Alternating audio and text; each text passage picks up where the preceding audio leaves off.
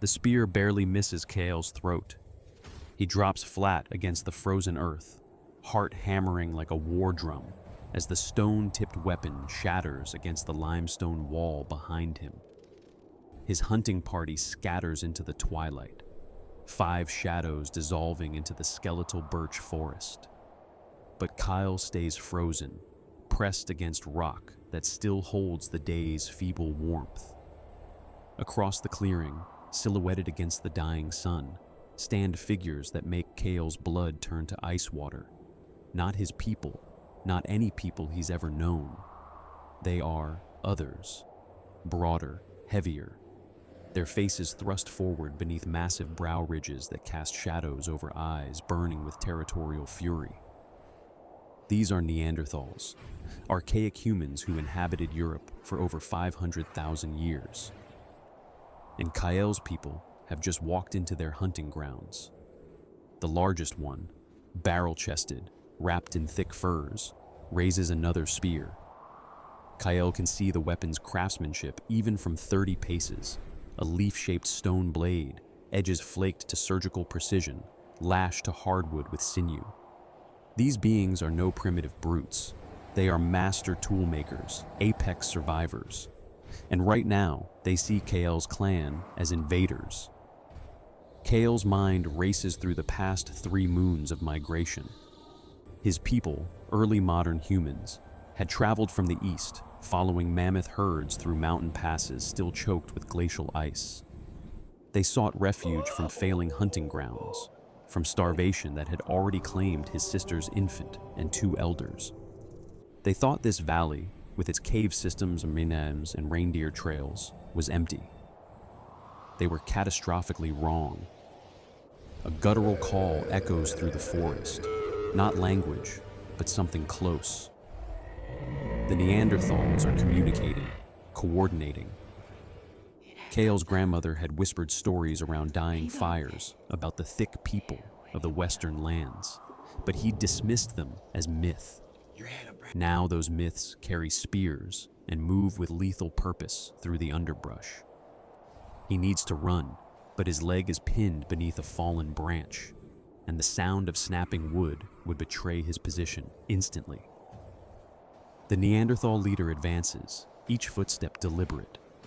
Kael can smell them now, a scent both alien and familiar, like his own people, but muskier, stronger. His hand inches toward the obsidian blade at his waist. It's smaller than their weapons, designed for cutting meat, not warfare, but it's all he has. Then, a whistle, sharp and musical. Kael recognizes it. Sina, his cousin, creating a diversion from the ridge above. The Neanderthals' heads snap toward the sound, their bodies tense with predatory focus. Kael jerks his leg free and bolts. He crashes through brittle undergrowth, lungs burning in the thin, frigid air. Behind him, he hears pursuit, not the full group, but 2 hunters. They're fast, despite their bulk, navigating terrain they've known for generations, while Kael stumbles blindly through darkness. A ravine appears without warning. Kael doesn't think. He jumps. He hits freezing water that shocks every nerve ending alive. The river current is vicious, fed by distant glaciers. It drags him downstream, away from his hunters, away from everything known. His fur wrappings become waterlogged anchors. He kicks desperately, barely keeping his mouth above the surface. The river spits him out onto a gravel bank half a mile downstream. Kael crawls onto land, violently shivering. Hypothermia will kill him before dawn unless he finds fire. But making fire requires dry tinder, and his tools are soaked. Then he sees it. Orange light flickering through trees. Another cave, another fire. Kael's survival instinct screams danger, but his body is already shutting down. He has no choice. He approaches cautiously, blade drawn, and peers through a hole in the rock face. Inside, three Neanderthal figures huddle around a hearth. Not warriors, a female, smaller than the males, tending the flames with practiced efficiency. Beside her, two juveniles play with carved bone figurines. The scene is so domestic, so human.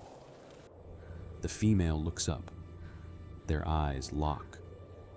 For 3 heartbeats, neither moves. Kael sees intelligence there, deep, calculating, perhaps even compassionate. Her hand moves toward a weapon leaning against stone, but slowly.